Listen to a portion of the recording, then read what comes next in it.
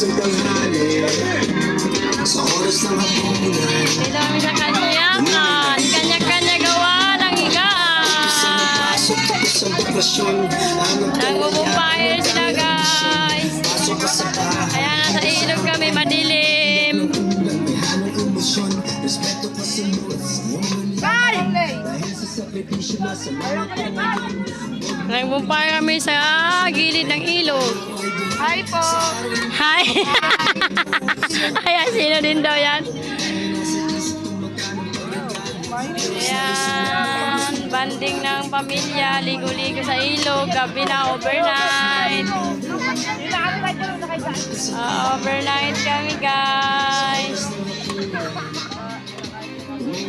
Ala Marimbinos.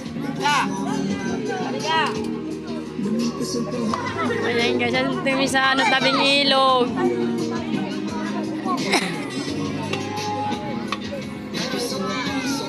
Mga bata.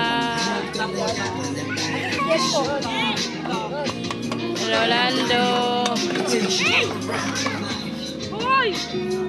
Uy, baka may tubig pa tayo? Baka wala tayong tubig ah.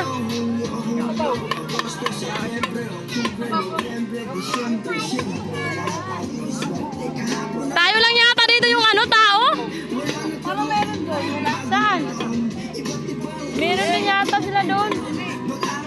Parang tayo lang yata nag-overnight ah. Dito. Cairo! Nak, magdamit ka!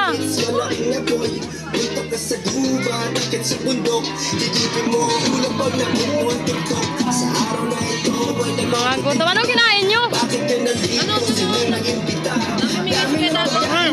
Maxim. Sa mesa, miss na init. Kami sa perya, sa mesa. Dami sa bago, kakapay na.